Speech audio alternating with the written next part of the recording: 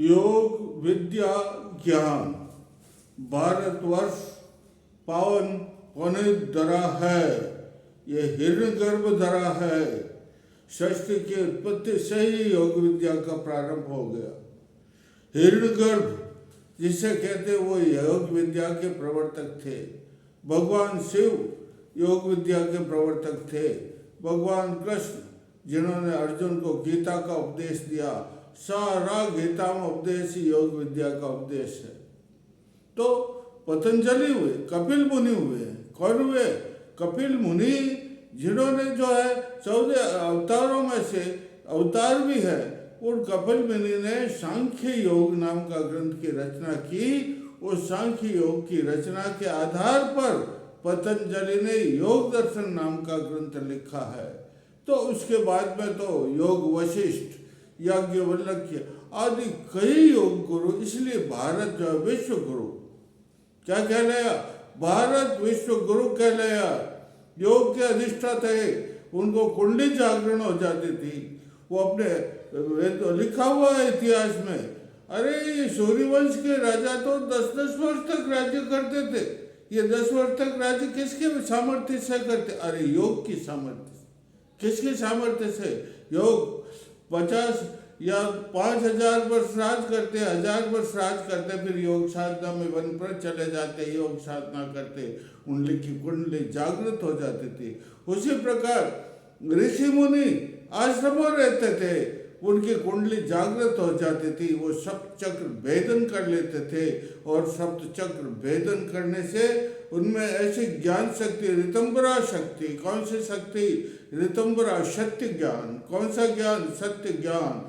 विश्व का ज्योतिषमति, विश्व का ज्योतिषमति के मतलब ज्योतिष ज्ञान की, ज्योतिष की धाराएं उनके हृदय में, उनके मस्तिष्क में सहस्रार धारा, सहस्रार चक्र में प्रकट हो जाती और वे मंत्र दृष्टा बन जाते थे। मंत्र दृष्टा का मतलब उनको सोचना नहीं पड़ता था। मंत्र तो उनके सामने, किसके सामने? उन योगियों के सामने मंत्र उपस्थित होते थे और वे मंत्र दृष्टा, मंत्र दृष्टा का मतलब मंत्रों की रचना करने वाले बन जाते थे।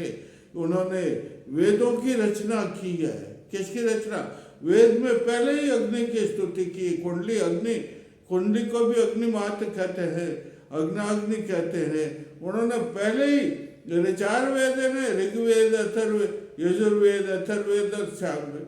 ये 4 वेदों में पहला ही वेद है ऋग्वेद। और ऋग्वेद में मंत्र दृष्टा ने पहले ही अग्नि की, किसकी?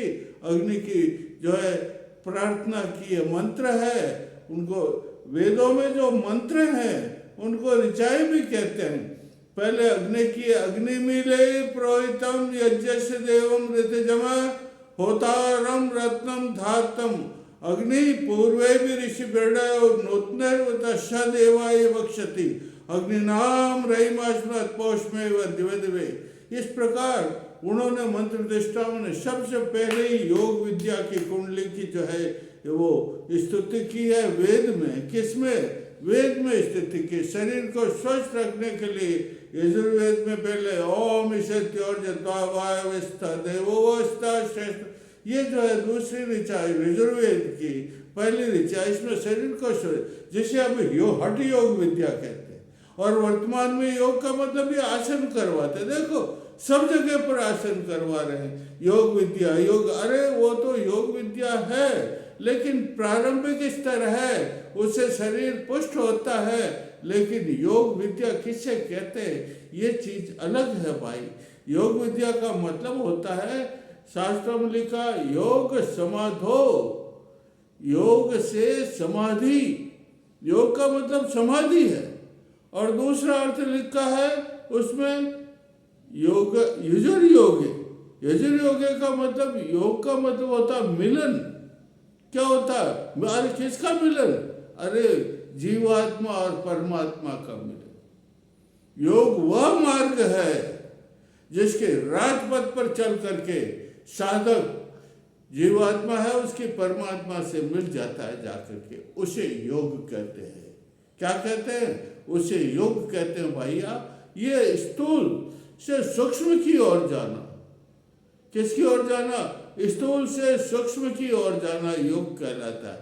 और हमारी बाहरमुखी वृत्तियां हैं, उनको अंतर्मुखी करना। हमारा शरीर तो अंदर है, ये बाहर का तो ढांचा ही है, लेकिन इसके अंदर सूक्ष्म शरीर है, कारण शरीर है, वो जो है उनका ज्ञान कर लेना योग कहलाता। क्या कहलाता? योग कहलाता। अरे परमात्मा और जीवात्मा, अरे चेतन और अचेतन, ये दोनों तो एक ही है, लेकिन अविद्या के कारण, हमारे में ज्ञान नहीं है, अविद्या के कारण हम इनको अलग मानते हैं। क्या करते हैं? अलग मान। लेकिन जब अविद्या हट जाती, क्लेश हट जाते हैं, विपर्य है ना, प्रमाण, विपर्य, विकल्प, स्मृति और निद्रा, ये जो है क्लेश हट जाते हैं, ये अज्ञान हट जाता है, उसके ऊपर अविद्या का आवरण हट जाता है, तब जो है प्रकट हो जाता है ब्रह्म का ज्ञान। किसका ज्ञान? जैसे उदाहरण है कि मठाधीश, मठाकाश और ये घटाकाश, घटाकाश का मतलब है शरीर, ये दोनों अलग अलग दिखाई देते अविद्या के कारण।